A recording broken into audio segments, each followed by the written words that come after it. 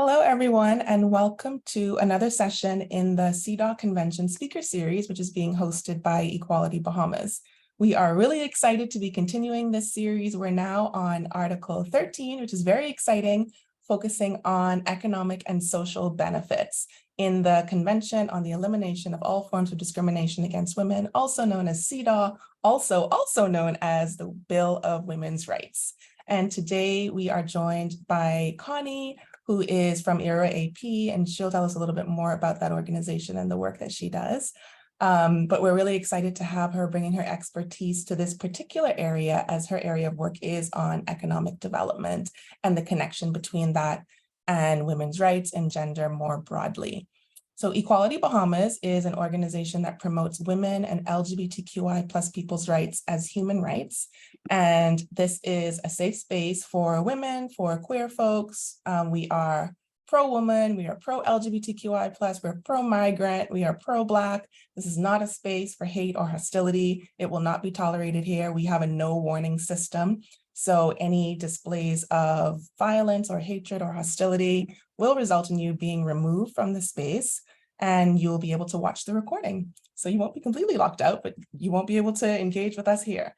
So we're really hopeful to have a really great, respectful conversation here. We're able to ask questions and be curious and disagree. That's all completely fine. So to tell you a little bit more about the expert here with us, we have Constanza Pauchulo, who coordinates IWRA Asia Pacific's program on feminist approaches to economics and development, and supports its program on countering human rights regression and UN capture.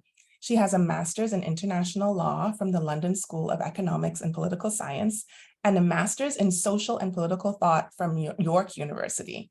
Constanza was born in Argentina, grew up in Canada, and currently lives in Malaysia, so getting all those map spots, and is delighted to share space with us through this series. Welcome to you, Constanza. We know you as Connie. Hopefully we can use Connie here. You let us know what you want us to call you. Thank you for being here, and I am turning over to you.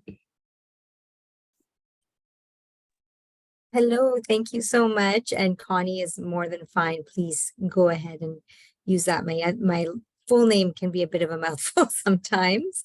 But yeah, no, it's so wonderful to be here with you all. Thank you so much for inviting me and for the opportunity in particular to speak about this article, which is one that I've been wanting to explore more. So this was a great chance to kind of dig my teeth into it a little bit and hopefully learn more about it together with you all as we go through what it says and what its potentials are.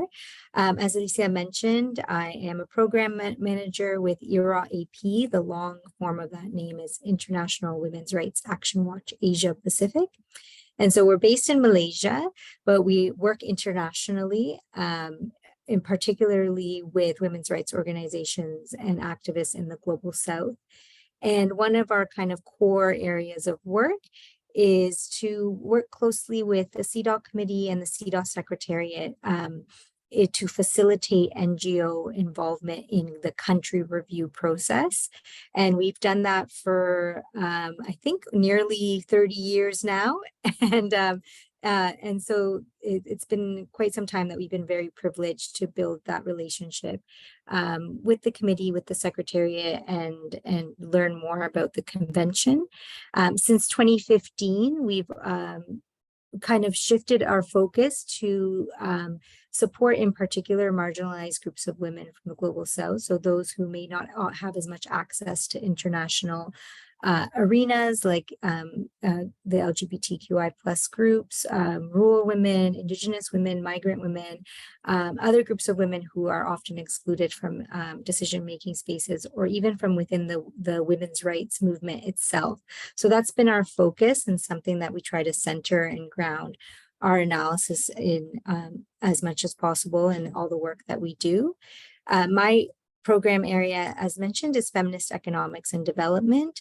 The full name of the program is Transforming Economics and Development Through a Feminist Approach. And a big chunk of that work is making connections between existing economic systems and policies and CEDAW or human rights standards in general to help us both better understand the ways in which these policies can either undermine or facilitate gender equality.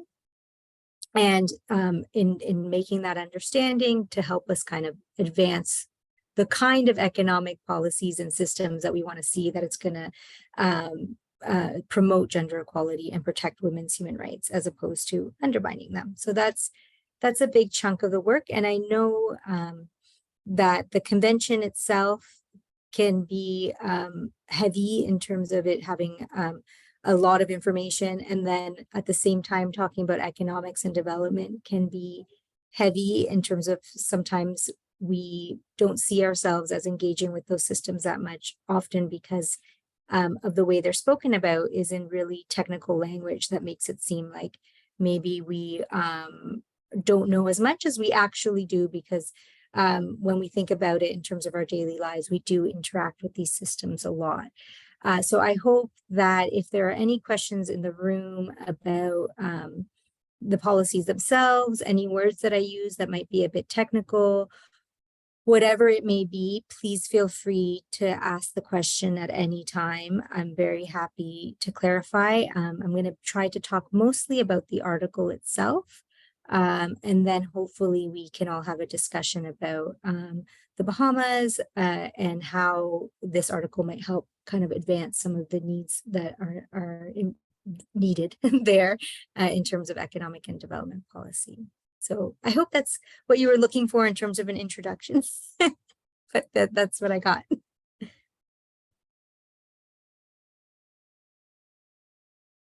Yeah, awesome. I think we're all looking forward to diving in and seeing what Article 13 looks like and hearing from you about how it's interpreted, how you've seen it be interpreted by the committee and how it's being applied to national context. So dive right in, we're ready. Okay, wonderful. So I know that this is part of a series, and many of you may have been in on these talks since the beginning. Some maybe are jumping in and out, or this is the first one. So I thought I'd start with just a very brief overview of what the convention is itself. I do have some slides. I'm going to try, thank you, Alicia, for putting them in the chat. I'm going to try not to show them the whole time, just so that we can see each other when we're talking and not be obstructed by the slides. But every once in a while I may share screen, especially if I'm talking about the text of the article itself. But you all should have access to the slides anyway if you want to follow along. And so in terms of the what we call CEDAW quick and concise description of the convention, as Alicia already mentioned, it's often described as the International Bill of Rights for Women. So it's the most widely ratified treaty of all the human rights treaties that exist. And there's only 7 countries in the world who haven't ratified it.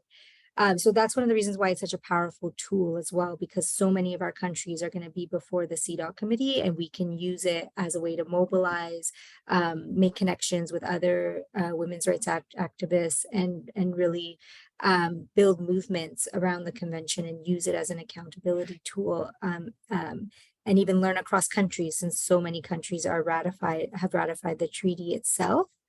It's made up of a preamble. So those are kind of introductory paragraphs that set out what the purpose of the convention is and what the main principles that underpin it are.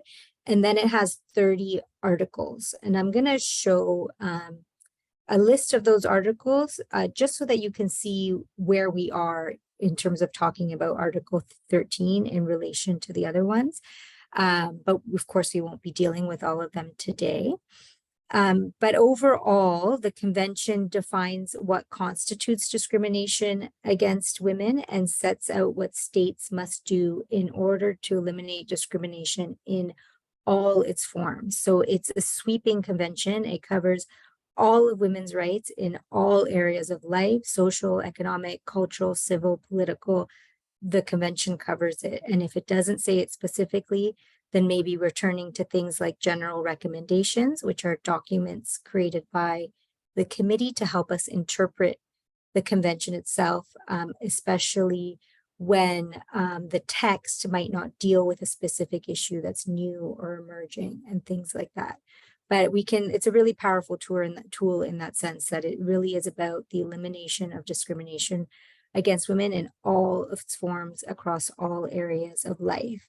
And through the advocacy of feminist women's rights organizations and the work of the CEDAW committee, significant space has been created for a focus on the rights of marginalized groups of women and the requirement that an intersectional approach be used when interpreting and reviewing state obligations, which of course means addressing how women may be multiply burdened by intersecting forms of disadvantage or oppression that can include class, race, age, ability, and other historical and social factors.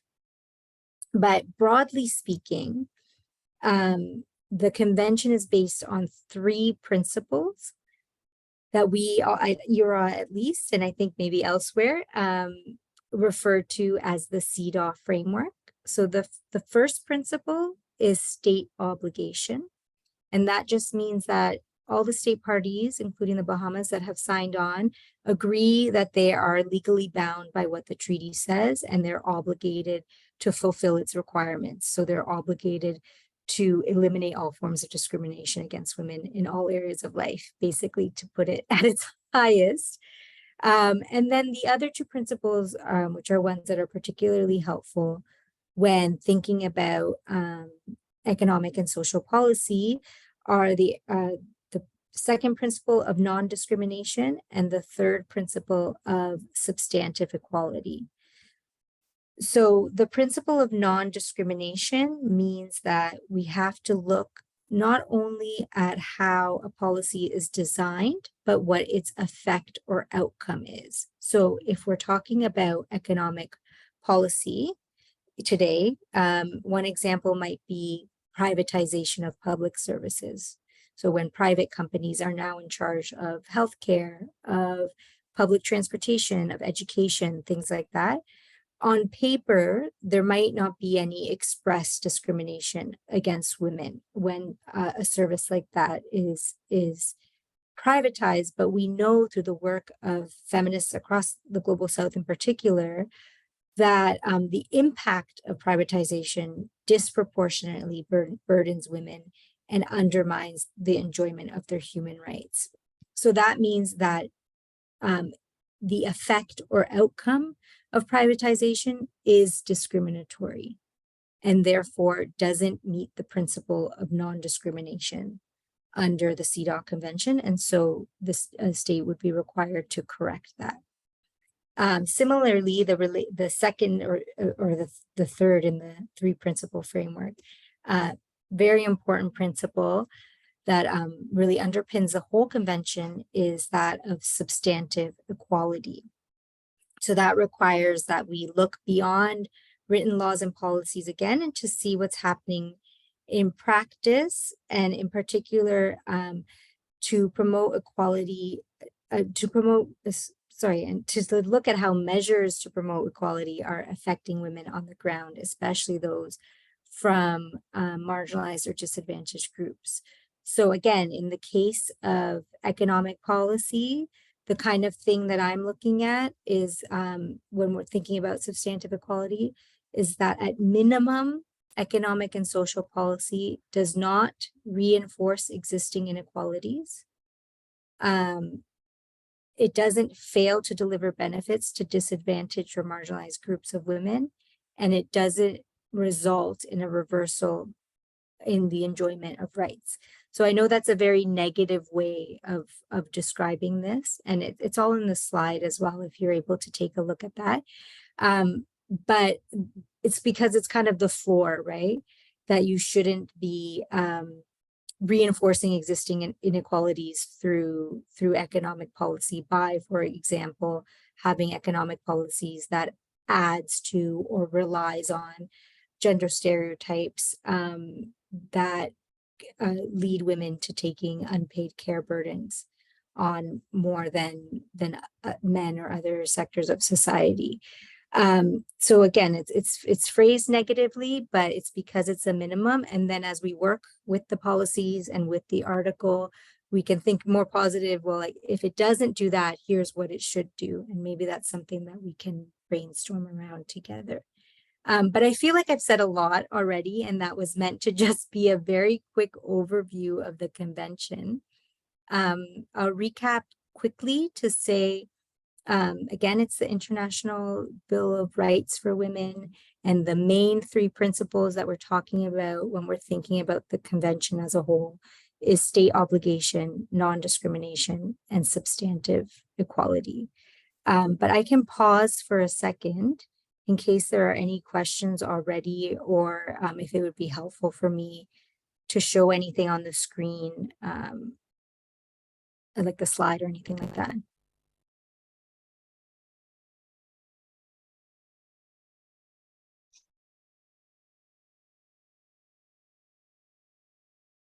Okay, I think we're okay.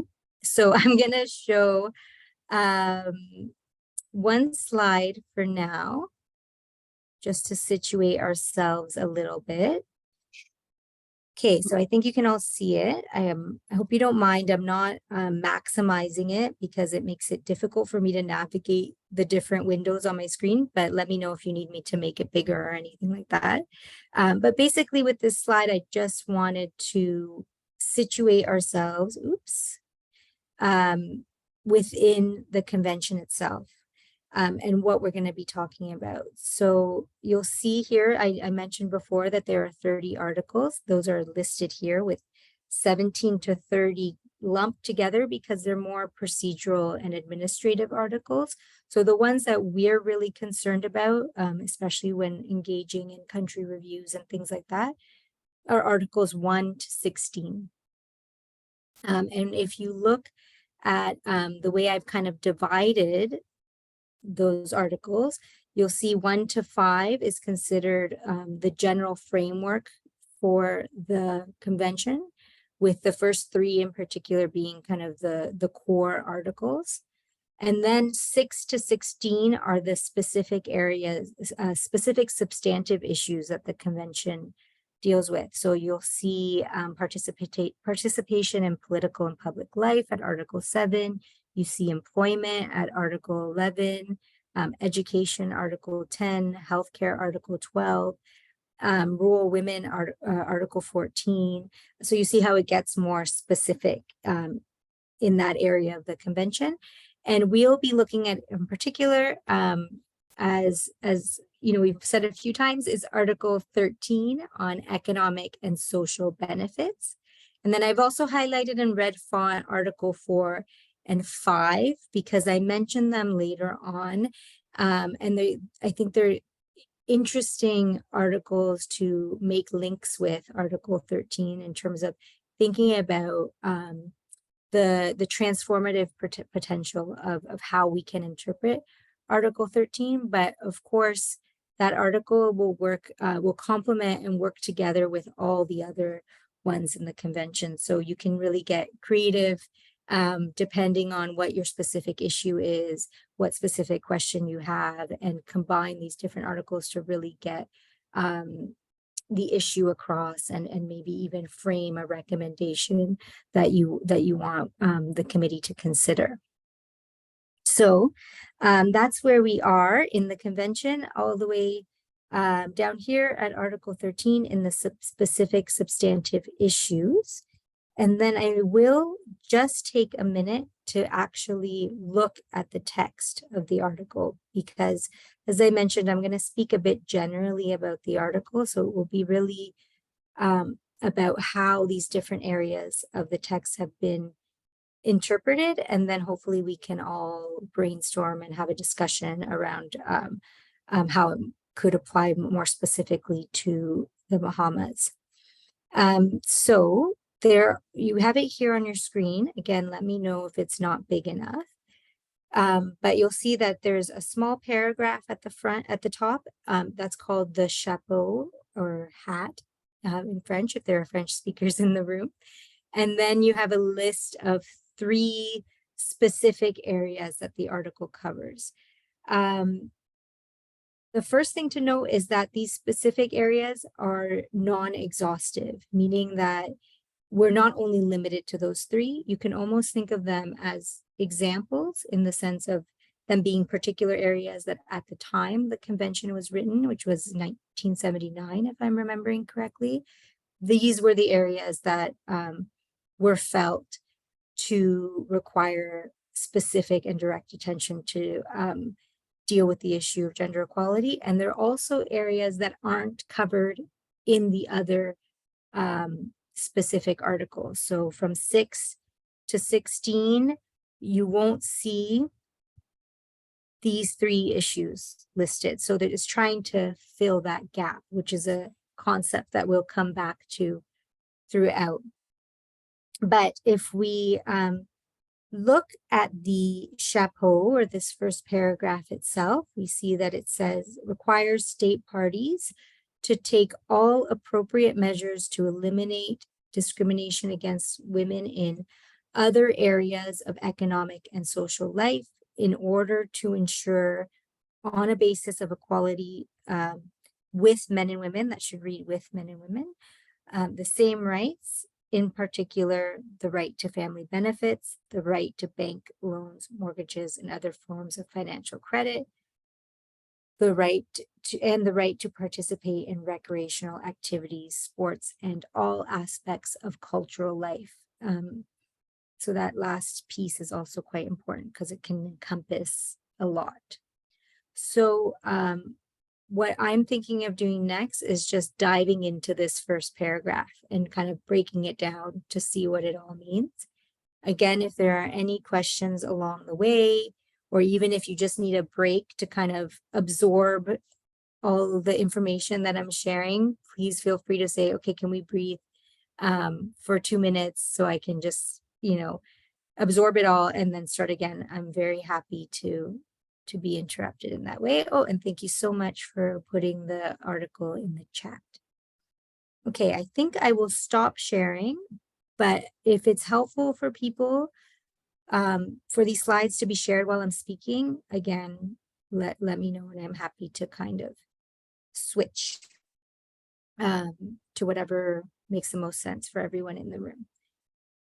So starting with the chapeau, that first paragraph,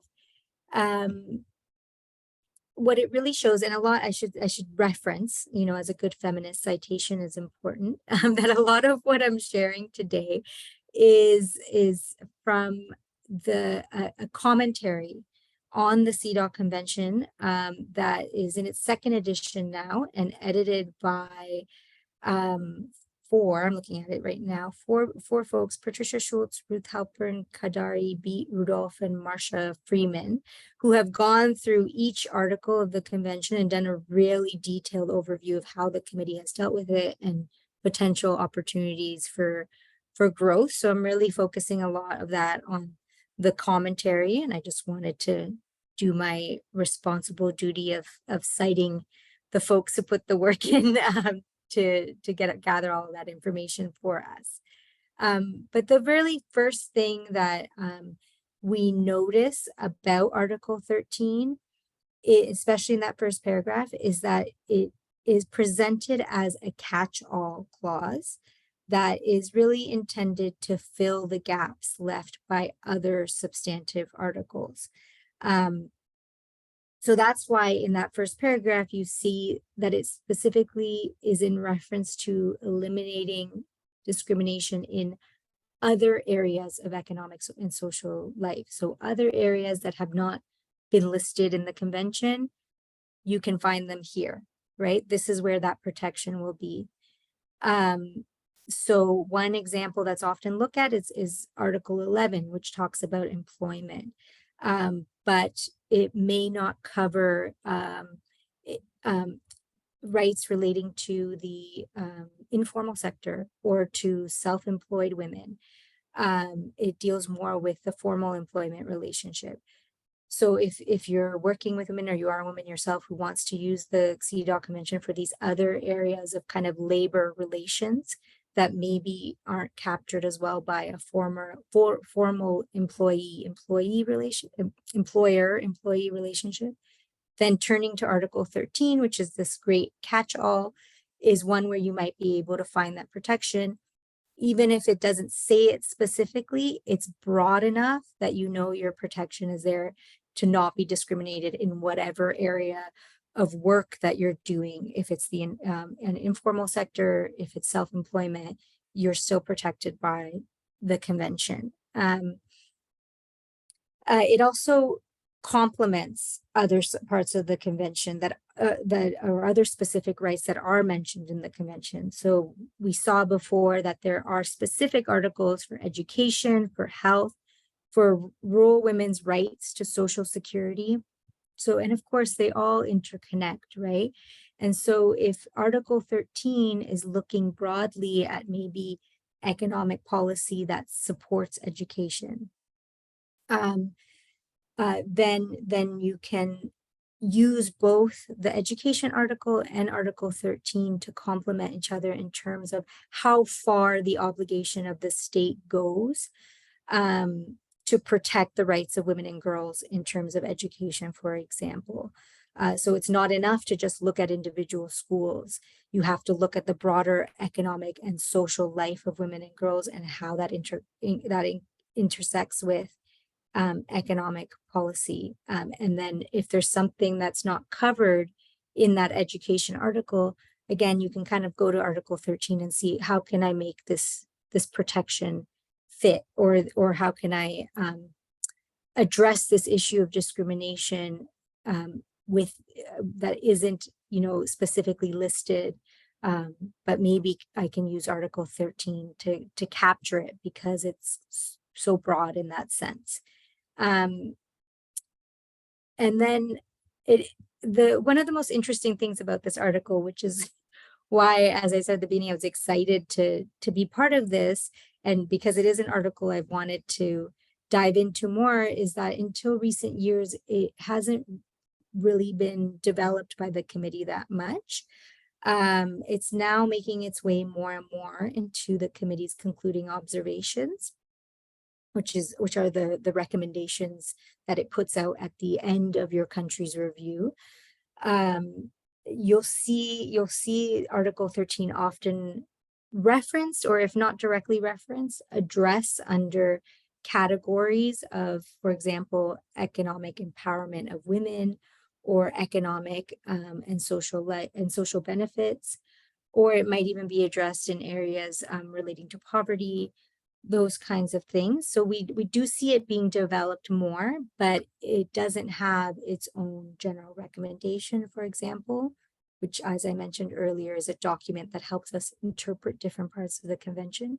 So there's lots of room for us when we're engaging with the convention and engaging with our country's review to influence how this article is interpreted and advance as progressive and expansive and inclusive and intersectional an interpretation as possible. And as we'll see as we're continuing with the presentation, there is a lot of opportunity there, because it's such a broad article, to do some interesting transformative things or structural interpretations that really look at the systems that facilitate discrimination against women and try to transform it at that level. So that's what's exciting about this article, but also means that we don't necessarily have a ton to work with in terms of existing precedent, so to speak, or interpretation. So, exciting because we can be creative, but also leaving us to our own devices, which can be more challenging sometimes. So that's the general overview.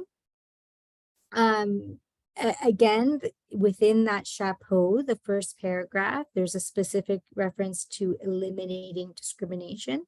So as we talked about at the beginning, that's that standard of non-discrimination, and it requires the state to address direct, indirect, and structural discrimination. So if the policy directly has something that is just that, men can do X, but women can't do Y, to put it very basically, then of course that discrimination is not permissible. If the outcome or effect is discriminatory, then that would be indirect discrimination. And of course, that's not permissible, as we talked about earlier. And then looking at structural discrimination. So how our institutions are created, the systems that are in place, how our resources are shared, who has power to decide how we relate to each other, those kinds of systems issues can also be discriminatory, and states are obligated to eliminate that kind of discrimination as well. And again, the chapeau, because it says other areas of economic and social life, and it talks about on a basis of equality of men and women. What we're talking about is the ability of women to exercise all their rights and have access to all opportunities and benefits available within a state and society. So, you know, we just keep seeing that it's quite broad, and what our goal is to really put some teeth into this article, like carve out the specifics of what it means to have, for example, a feminist economic policy that eliminates these forms of discrimination and is protected by and required by Article 13. So that's kind of our challenge, right, is to fill in those details, but the positive side is how much is really protected under this article. And I just wanted to make a side note also to the Beijing Declaration and Platform for Action, because it also emphasizes economic structures and policies and the ways in which they can reproduce women's inequalities. So this is something that's been part of the women's movement, that's been part of CEDAW for a long time, and there's many instruments that we can turn to help us make the connections to these human rights standards and push these things forward. Okay. I may just pause again for a second. How's my pace? Is it too fast? It's okay. Okay. I hope you don't mind. I like to check in every once in a while, or I'll just keep babbling on and as if I'm talking to myself or something. So thank you for the thumbs up. Okay. So as we've already kind of mentioned, this article addresses anything that's not already mentioned in the convention, but in addition to that, it includes rights that are not in the convention. Sorry, I think I'm just repeating myself. So let me restart. I should say that it's 10:30 p.m. in Malaysia. So if I'm losing my train of thought at any point or babbling, I apologize. Yeah, so I just wanted to put more specifically that, you know, when we're thinking about the rights that it protects that aren't already mentioned in the convention, we can look at other international treaties to see what those might be and to help us interpret. So those could be the right to water, the right to food, the right to sanitation, the right to adequate housing, which we often see, which we most obviously see protected in something like the International Covenant on Economic and Social Rights, but it's also in the other human rights treaties as well. So we can look to these other instruments to help us interpret these rights and incorporate them into the CEDAW Convention. And even looking at regional instruments are also really helpful. And sometimes we'll have more detail than the international ones. So for example, the textbook that I referenced talks a lot about the African Charter on Human Rights and the specific details in there. So we're quite, there's a lot to work with outside of the convention to help us plug in those details. And it also includes civil and political rights necessary to participate in economic and social life. So we're talking about freedom of association, freedom of opinion, access to justice, an ability to participate in decision-making, which is crucial for economic policy as well as other policy areas. So it's really demonstrating the interconnectedness of all areas of human rights. and that we can, there's no siloing or isolating economic and development policy into one thing under this article. It's going to be bringing in everything that's needed to make gender equality a reality. And because it says in all areas of life again, then we know we're looking broadly again, and this means that we are also looking at if there's been a denial of access to resources or opportunities, which lets us look at things like tax law, the economic value of care work, unpaid work in family enterprises, and other areas like that. You know, really take to heart when it says all areas of life, it means all areas of life. And because it's so broad and it can encompass all these things, there are some scholars or activists who refer to Article 13 as a convention within the convention, which is exciting, but also potentially overwhelming. So, you know, let's just keep going through it together. And then hopefully through a discussion with all of us, we can narrow into specific policy areas that are of interest to all of you, and how this article might help. Right, so that's basically all comes from that first paragraph, the chapeau, and then the specific rights that we saw earlier that are listed, A, B, C, are all very important, but there's also hasn't been a ton of clarity around how those can be interpreted. So there's work that we can do there in terms of looking at other conventions, for example, to see how women's cultural life can be protected more through CEDAW and through this article. Or family benefits, what does that mean specifically for your context? You know, there's room to do that kind of interpretation. And there's room to ask for clarity as well as to how those things should be interpreted when we go to Geneva, for example, and engage with the committee. We can have those conversations. So that's something to think about, whether or not your issue falls into the A, B, C paragraphs of Article 13.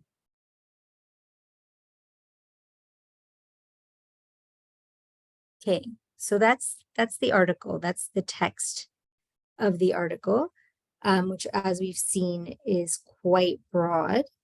And I think one of the most important things that I've alluded to is that it has a lot of transformative potential. So I've seen commentators make a distinction between substantive equality, which is guaranteed in the convention, and transformative equality, which one could say is part of interpreting what substantive equality means. And it's focusing on structural obstacles and barriers. And I think that's the most exciting part of Article 13 for me, is thinking about how we can use this to develop that body of interpretation, of law, of recommendations from the committee that really looks at the structural obstacles and barriers that are embedded in economic and development policy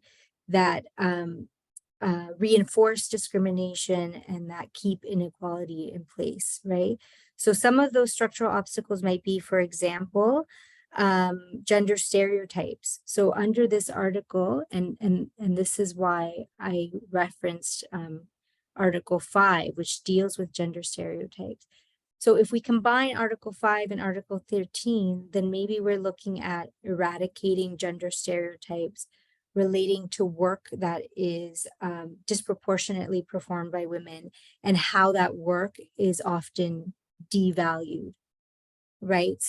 So we can think of, for example, in many countries across the global south, the trade liberalization, so the opening up of borders to allow for trade in a way that makes countries' economies focus externally on exports, and that prioritizes the needs and profits of transnational corporations, and really at the end of the day relies on women coming into the labor force and them being offered lower wages because of the gender stereotypes that come with and around work that is disproportionately performed by women. So we can start to see a little bit how these different policy areas start to intersect, and how we can make connections from different parts of the convention to remove these really kind of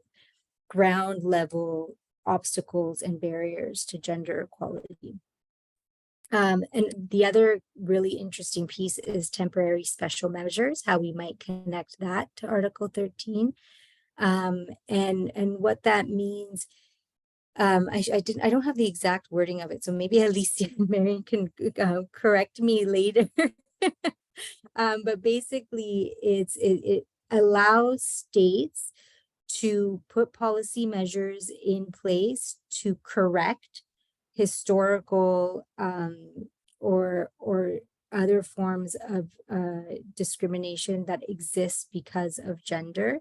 So the very kind of typical example is quotas in Parliament, for example, so that you need to have more women, the equal number of women, and that type of policy is not discriminatory against men because it's allowed on a temporary basis to promote equality between men and women.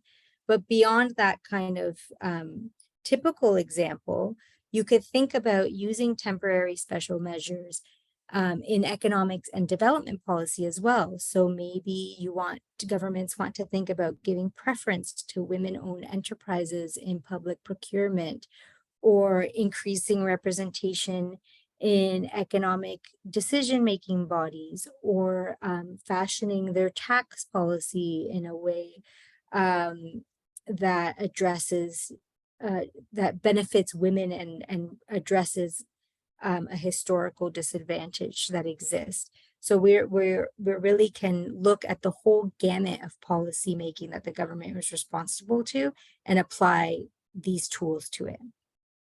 And so again, that it also means looking at institutions as a whole and how they're structured and how they can be transformed to redress those kinds of historical and structural disadvantages too.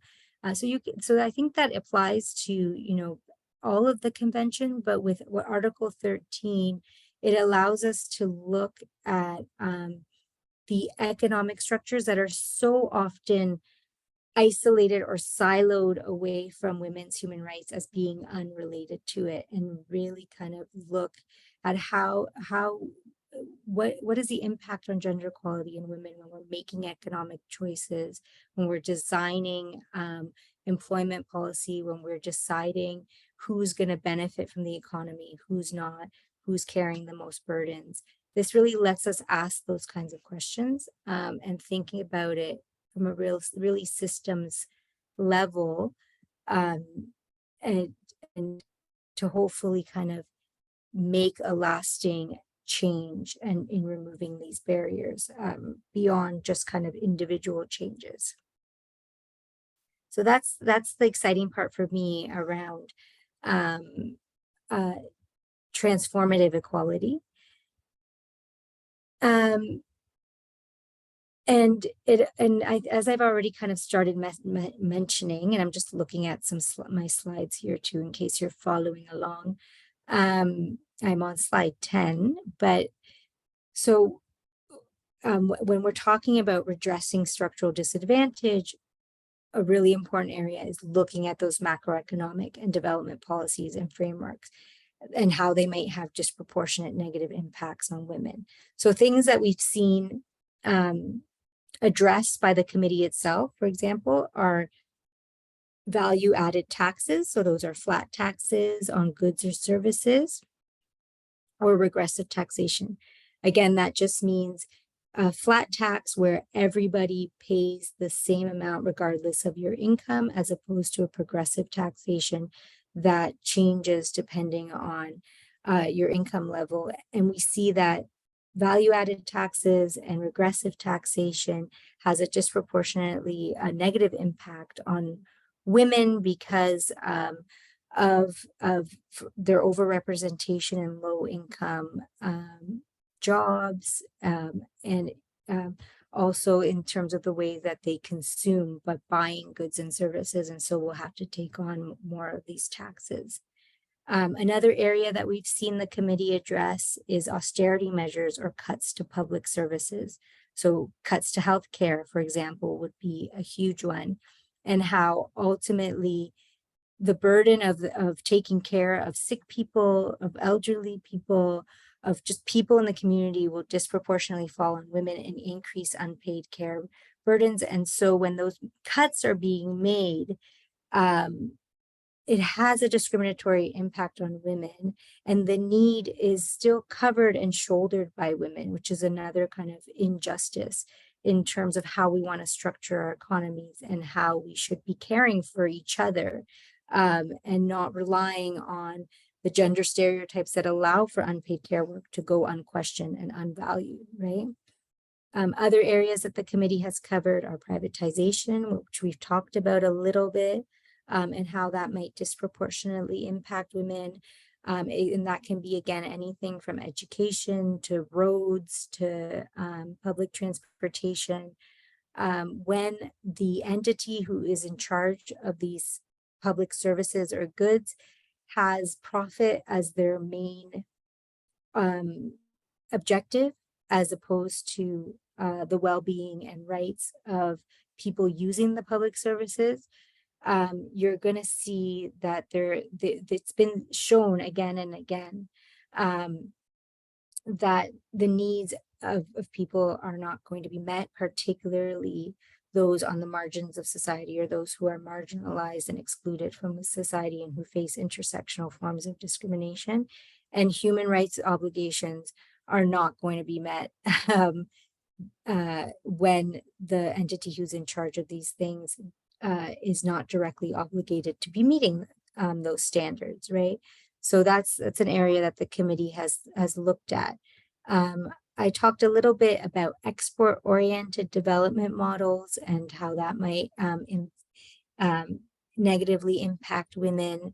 I know the committee has addressed the issue of extractive industries like mining and oil and gas, and the negative impact that has on women's human rights and gender equality. I've listed also in my slide tourist-dependent economies, which I'm less familiar with, so I'd love to hear from you all, because I know that that's an area that can be important for small island states as well. So if there's any questions or just a discussion that all of us want to have around that, I think that would be quite interesting as well and helpful for my own learning. And sorry, Alicia, I'm just noticing what you've said about value-added taxes, and even menstrual and hygiene products are not exempt. Absolutely. I think that is actually also the case in Canada, where I grew up. So I think it's quite a common area that is, again, overlooked in terms of how it affects gender equality because of the way these policies areas are isolated or siloed from women's human rights. But so those were just some examples that came to mind for me about areas that maybe don't specifically fall within a specific article in the convention, though they've been addressed under different articles. So for example, austerity measures maybe has been addressed under education, but how else can they be addressed through this article that has such a huge coverage and potential, you know?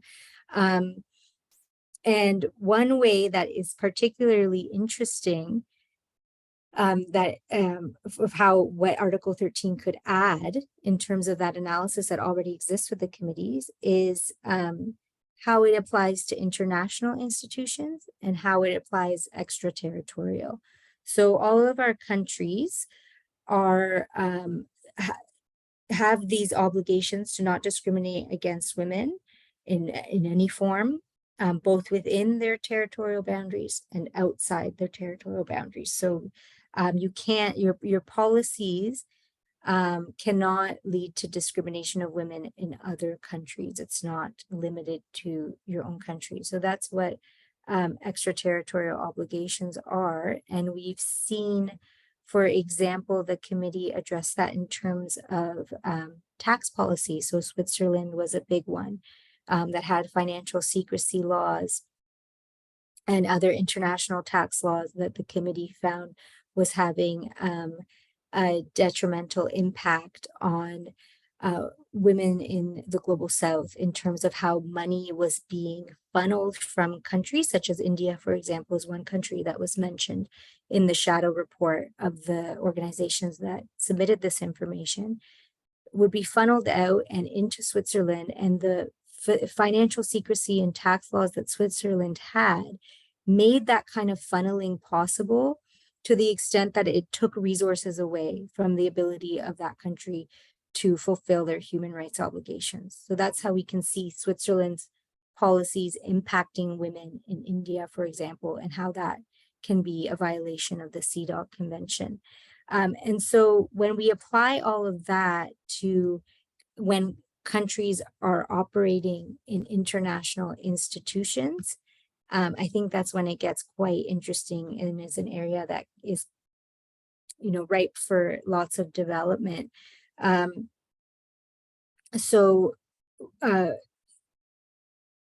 As members of international institutions, and I'm thinking, for example, of the IMF or the World Trade Organization, each country is obligated to ensure that the institution itself is respecting Article 13. So when they're negotiating agreements on economic policies, they have to make sure that women's economic and social rights are protected and that these agreements are having favorable conditions for the realization of those rights. So one thing we might be thinking about is IMF loans, which I'm not sure of Bahamas history with the IMF, for example, but it may be a long one, as many of our countries are. And so you'll know that those loans come with all kinds of conditions on austerity, so cuts to public services as a huge one. Conditions relating to tax that we've kind of already talked about that promote these taxes that have negative impact on women, conditions that really push for privatization and all those kinds of things that we've already talked about. And so it would be, for example, Bahamas' responsibility when they are entering in these agreements to make sure that they're not agreeing to conditions that will detrimentally impact women's human rights and violate their CEDAW obligations. But likewise, other countries, so for example, the G7, which is one of the essentially the governing countries of the IMF because of the way the governance is set up, those G7 countries also have an obligation to make sure that that institution is not pushing loans that force other countries to violate their human rights obligations because they're taking them on from a position of economic distress or something like that. So this article, which we've already seen is quite broad, is an area where we could really kind of dig deep into making those connections and seeing how we can use CEDAW as a tool to demand that for that kind of accountability, either from our own countries or from other powerful countries that are impacting us, again, either through their direct laws, like the Switzerland example, or from their role in international institutions. They don't get to hide behind those institutions. They still have their obligations and they have a responsibility to make sure that the decisions of those institutions are in line with CEDAW and other human rights obligations.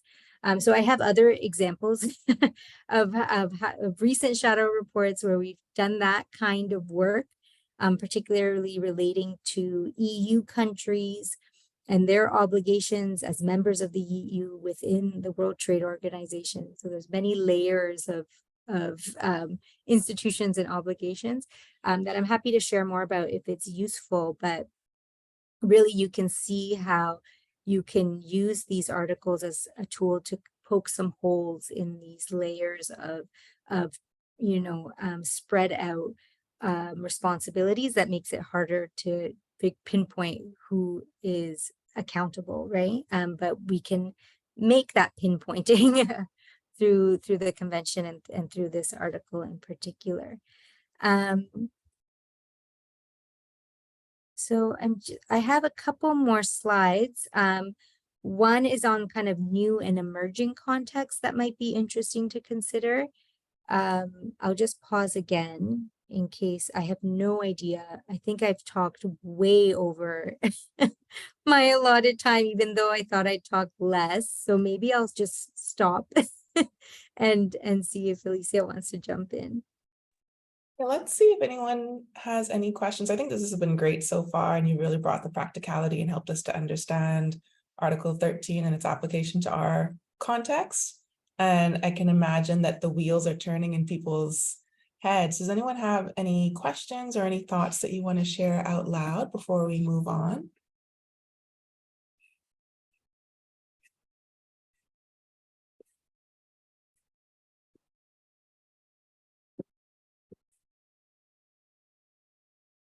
I have a couple of questions that I could bring up, but I think I'm going to wait until you go on to the next slides.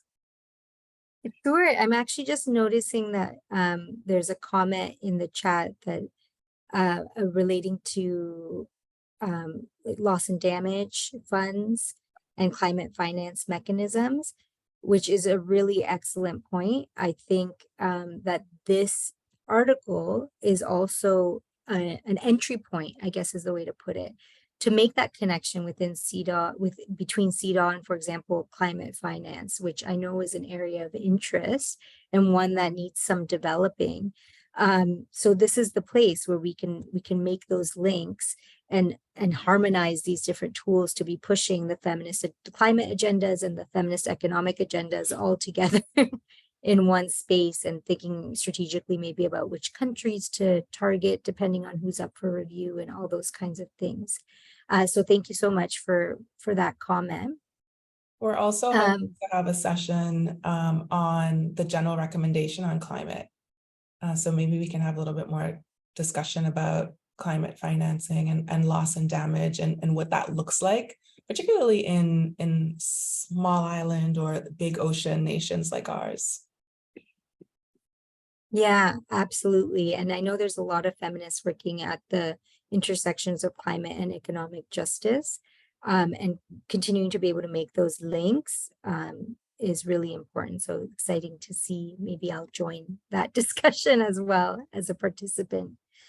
But basically, so this is actually related, but you know, along the same veins of the potential of Article 13, it's also one that we can look at when considering new and emerging rights or contexts. So the one that came to mind for me is the newly adopted human right to a healthy environment. So this was adopted by the General Assembly in July of last year. There's no agreed definition to the right, but it seems to be agreed that there's at least some procedural and some substantive elements. So the substantive elements are things like a right to clean air, safe and stable climate, access to safe water, healthy and sustainably produced food, you know, rights to non-toxic environments, and so on. And these are things that we've already kind of touched upon in terms of what is specifically listed in other articles of the convention, and also areas that we've touched upon that can be brought in, like the right to food, into Article 13 and drawn from other instruments. So it's also a really good entry point. Again, Article 13 is a really good entry point once we start making these gains in other areas. Like this newly adopted right on the right to a healthy environment.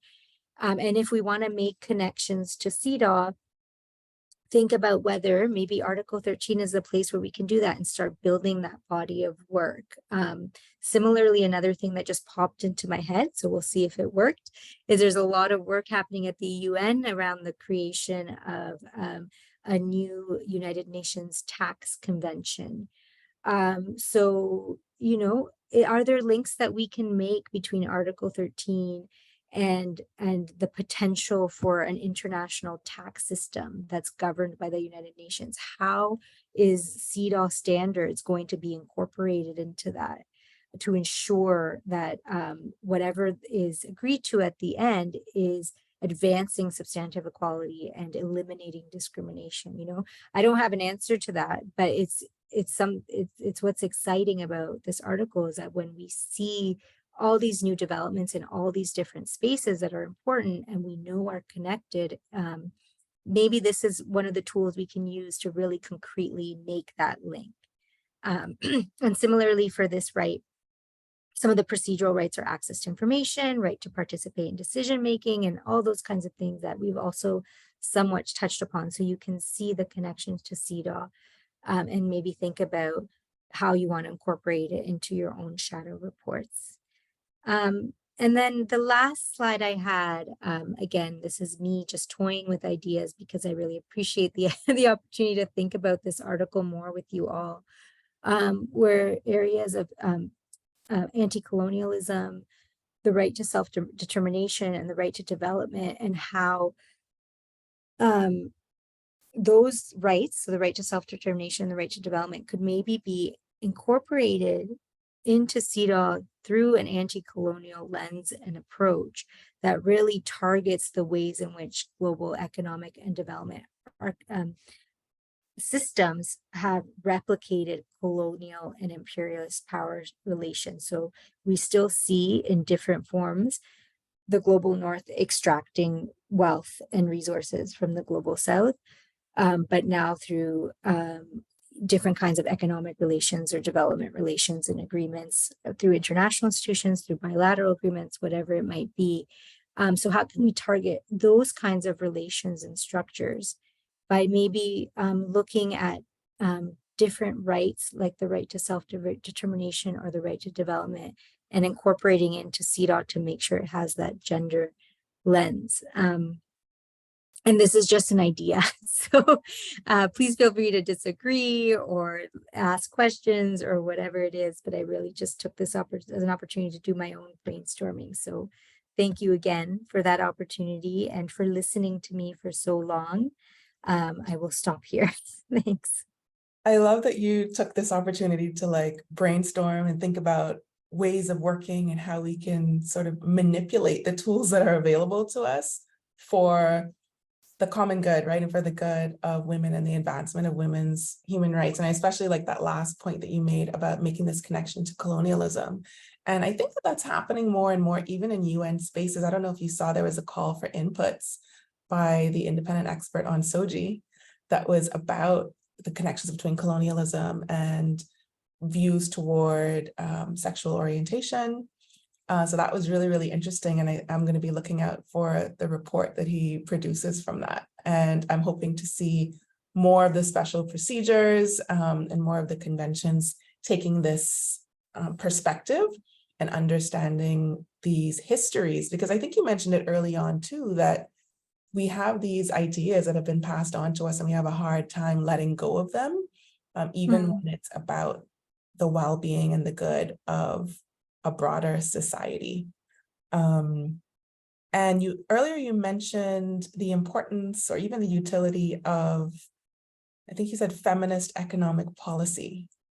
What does that mean? Oh, that's a good question.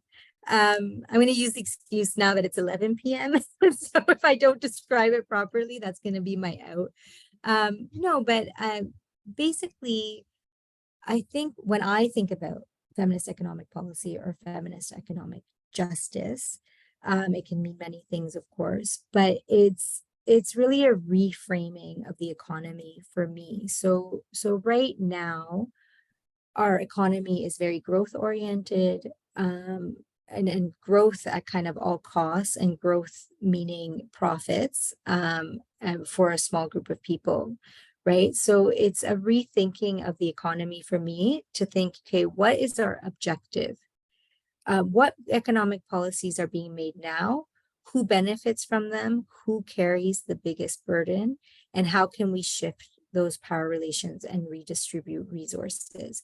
And one of the biggest issues for feminist economists and feminist economic justice folks and organizers is often around unpaid care work.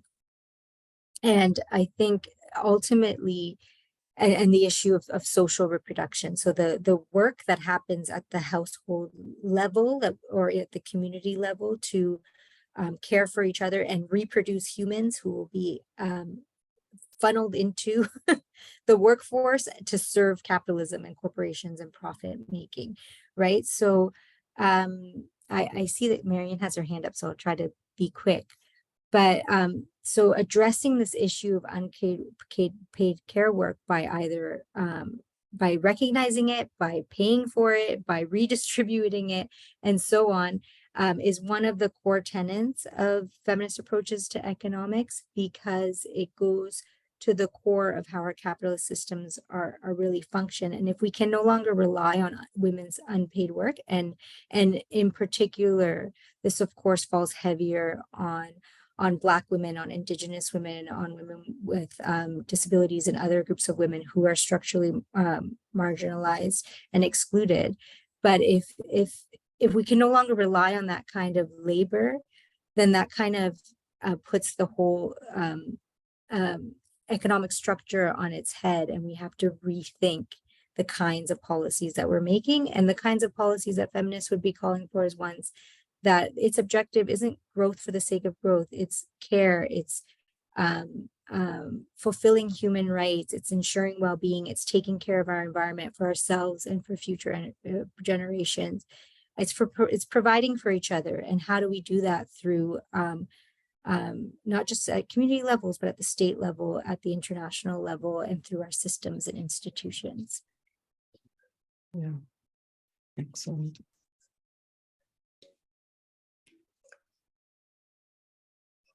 Over to you, Marian. Oh, okay. Well, thank you. I just want to say how engaging and comprehensive and really well done your presentation has been, Connie, and continues to be. Thank you so much, and thank you to Alicia for opening up the floor for questions. And I just wanted to talk a little bit about Article 13 in the CEDAW committee, which you've really presented well, Connie, and you've shown so brilliantly, I think, how the connections between macroeconomic issues and policies and women's rights, because the tendency has been to separate these things and see women's human rights in one category and the economy in another category. And so in very concrete ways, you've also shown us issues around VAT, for example, value-added tax, trade liberalization, the care economy, which are significant issues here in the Bahamas that we're grappling with. And so, again, two questions I have. One is, what are the tools that are available to NGOs here and also internationally in terms of understanding better this linkage between macroeconomic issues and policies and women's human rights in very granular ways? So what are the tools that are available? I know IWRAW has put out a publication around Article 13 and has laid out questions that we can ask ourselves as NGOs in order to understand macroeconomics and its impact on women's human rights. And specifically here in the Bahamas, we're dealing with the issue of gender-based violence right now. It's current, it's on the front burner, domestic violence, sexual offenses, etc. And Connie, if you could just help us to understand how macroeconomic policies impact issues of domestic violence, issues of gender-based violence, because right now on the front burner, we're engaged with trying to develop and push forward on this issue of domestic violence and sexual offenses. And so I think a broader understanding of it would be really, really helpful, rather than the way in which we may deal with it in terms of its isolation from this whole issue of macroeconomic policies. So I'm hoping I've asked a question that I'm not asking for a specific absolute answers, but just a general idea as to how IWRAW and yourself would relate issues of Article 13 with gender-based violence. Thank you. Those are really excellent questions. I'll just start with, I think one of our colleagues is maybe unmuted. Okay, I will just start with the tools, because that's a quick one, and I can put them in the chat. But there are a few out there. One that I turn to often is one that was created by Femnet and GADN, which is the Gender Development Network. And Femnet is a Pan-African network that works across various areas, including economic justice. And they have a tool called the Audacity to Disrupt Introduction to an Introduction to Feminist Macro Level Economics, I believe is the title. And so it's really beautifully designed, and they do a really good job of breaking down on what economics is, how it impacts women's human rights, who are the global actors that are impacting our policy making at a national level, and what are the feminist alternatives. So that's one tool. And then, of course, IWRAW-AP, we have just recently released a shadow report, a CEDAW shadow report guideline specifically on gender equality and macroeconomics, which also helps make these linkages and then provides templates on how you might report on these issues to the CEDAW committee. So that might be an interesting one for folks to look at, especially if they're interested in incorporating some of this information into a shadow report for the CEDAW committee. And then we have a broader online tool called the Gender Equality and Macroeconomics Starter Kit that's on our website, and you can kind of jump across different sections of it. Has a glossary on basic economic terms, an annex on describing the main institutions at the international level, as well as things like what is macroeconomics, how does it relate to women's human rights, what are some feminist alternatives. So you can look at these different tools and see which one resonates the most with you. And of course, there's so many more. I know Dawn has a feminist school for economics, and I'm thinking in particular of our Global South feminist sisters and the work that they're doing. So there's really a lot of great tools out there, and I can try to add some into the chat, as I see Alicia is already doing, for folks to explore. In terms of connecting Article 13 to gender-based violence, that's a really excellent question. And I confess that I haven't thought about it too deeply. So I'm going to share the things that came to mind off the top of my head, and then I very much welcome any comments or questions that come from it. But I think there's two pieces that came to mind for me. There's like the conditions that contribute to gender-based violence and domestic violence. And then there's the way that the state in this case responds to that kind of violence. So in terms of the conditions that contribute to it, there are studies that show that economic crisis can lead to an increase in gender-based violence. So the kinds of economic policies that we have in place, if they are either leading to economic crises or not responding to economic crises in a way that gives people a sense of security, so they're able to make a livelihood, earn a living, or access social security and support, that can contribute to interpersonal dynamics, which contributes to gender-based violence and domestic violence in particular. So that's one of the areas that came to mind, is how the economic situation and the vulnerability that some communities face, or the precarity that some communities face by being excluded from the economic policy making, or not or having resources distributed in such a way that they're not benefiting from it, can create the kinds of tensions and conditions that exacerbate gender-based violence. So that's one thing to think about that could potentially be a link. Another area is, of course, thinking around the availability of services to address gender-based violence when it happens. So you need money to fund the public services that respond to these issues, to fund the women's rights organizations that are building community, that are developing the responses, that are taking care of each other. So for healthcare, for whatever the appropriate response would be in your context to prevent and also respond to gender-based violence, you need money to fund those things. And so economic decisions have to be made in a way that resources are distributed to address the issues that are central to women and to advancing gender equality. And gender-based violence is a huge issue for women across the world. And if you're not distributing resources in a way that can address those issues, and also raising money in a way that also doesn't undermine women's rights, then you're missing out, you're not complying with your obligations.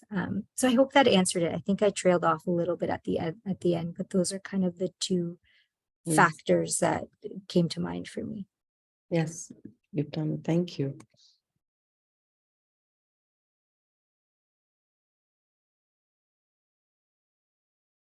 Folks joining us on Zoom and on Facebook, if you have any questions, you can put them into the chat in either place, or you can, if you're on Zoom, you can raise your hand to indicate that you would like to unmute to say something. We have something in the chat: migration, displacement, trafficking of women, refugees. I don't know if these are just thoughts or asking for your thoughts on these particular groups and issues, Connie. Yeah, I mean, it all intersects, right? And when you're thinking about eliminating discrimination in the area of economics, it also has to be thought of from an intersectional approach. So how are migrant women and refugees excluded from social benefits, for example, or other economic policy? Or even thinking about how migrant workers are recruited and brought into poor working conditions in some countries, and that's part of that country's economic development program. So you're doing your economic growth on the backs of migrant workers that you're bringing in, without giving any avenues for regularizing their citizenship or residency in the country, often with poor labor conditions, with poor pay. So there's different ways of thinking about it, again, from the services or programs that folks might have access to, and also from how you're framing your development policy and thinking about how you're going to grow your economy. If that's the goal, who are you relying on to do that work? And is it discriminatory? And often, yes, unfortunately, the way our economies are set up. But those are the issues that come to mind on that. Yeah, I am acknowledging that we are over time, usually end at 11:15, the Bahamas time. We're at 11:21. But I want to give people a chance, if you're thinking, you're still trying to formulate your questions, give you a couple minutes, but also allow Connie to end her day, very long day. So I'm just going to ask one more question, Connie, because the issue of care work, the care economy, has come up a couple of times throughout this session. And it's an area that I'm particularly interested in, and that Equality Bahamas is starting to do more work there. We recently started a project where we are conducting research on parental leave. And really that means that we're doing a lot of research on maternity leave, because paternity leave doesn't exist in the Bahamas. And we've been thinking about how having maternity leave and no paternity leave or parental leave means that we are creating an environment where it's expected that women are responsible for care work, for taking care of children, raising children, who are the people who are calling in sick when the children are sick, who's the person who's expected to be there and show up for school events, For us, we are grappling with issues of crime and very high murder rates. And you hear people saying, where was the mother? People don't say where were the parents or where was the father. It's always where was the mother. Are there ways that come to mind for you that we can use Article 13 to address this issue of the burden of care consistently being on women and in particular mothers? And as we develop our research and we put together our recommendations, is Article 13 a strong point of the convention, in your opinion, that we can use to support the recommendations that we put forward to move from this space of maternity leave to parental leave and shared family leave? Well, so many great questions.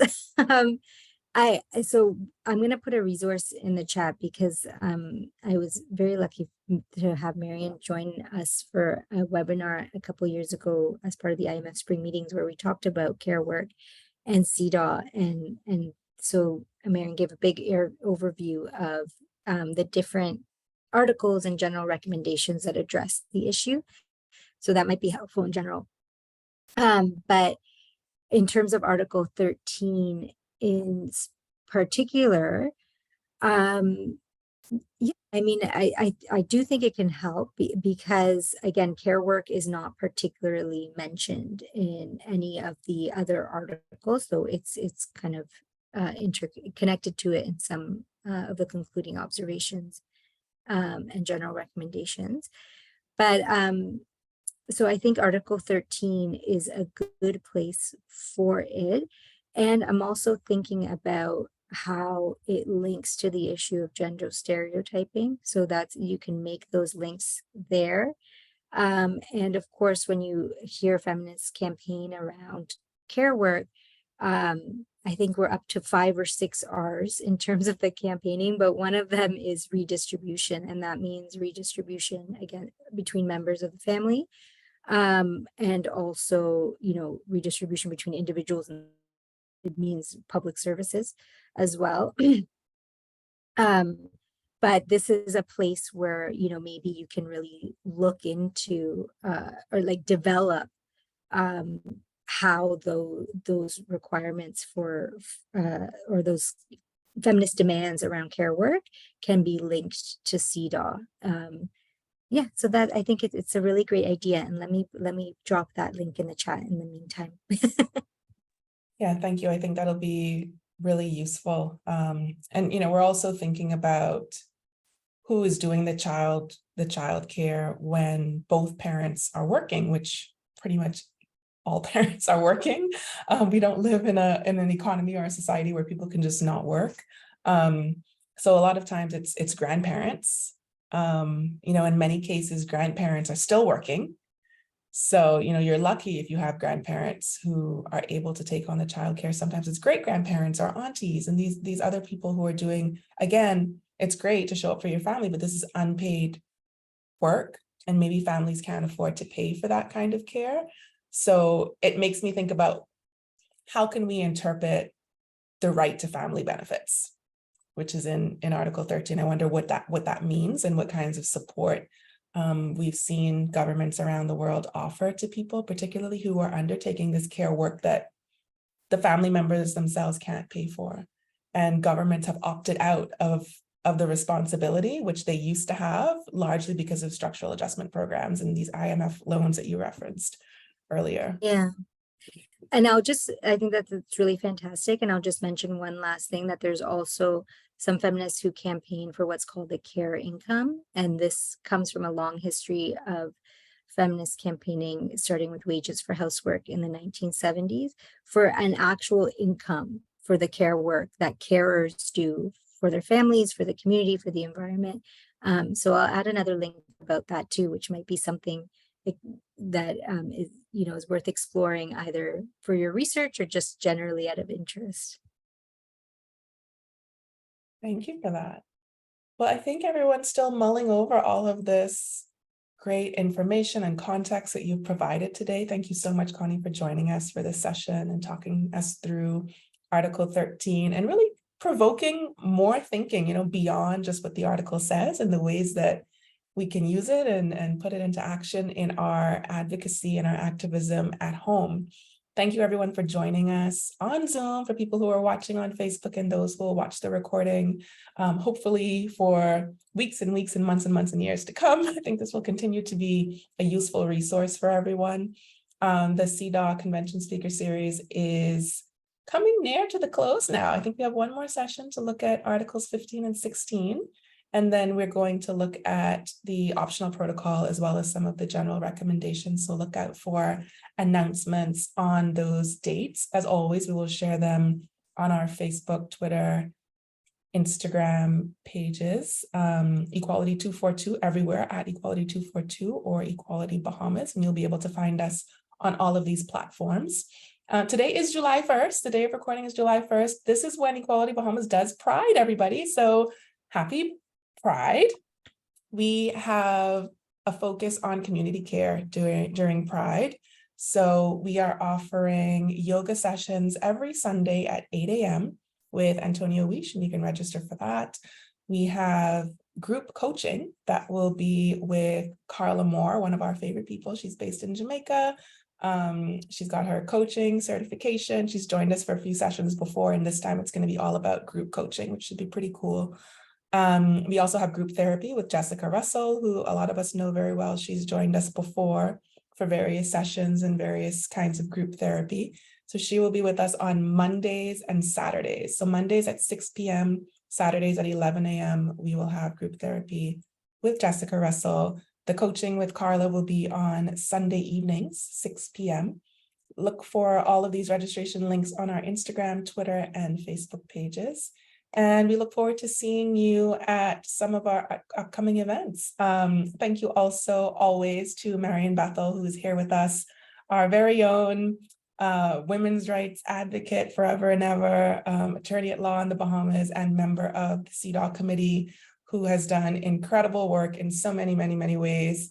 And today really recognizing her for doing the work of connecting us with experts and making sure that this series can happen in our small country through our tiny organization. Thank you, Marian, for all of your work to facilitate this session and to make sure that people have a better understanding of CEDAW and are really engaged in issues of women's rights. Thank you again to everyone, and have a great remainder of your weekend. Hopefully you'll join us for some Pride if you're an LGBTQI+ person, and if not, support, share the posts, and see you at the next CEDAW Convention Speaker Series event. Bye, everybody. Bye. Thank you so much.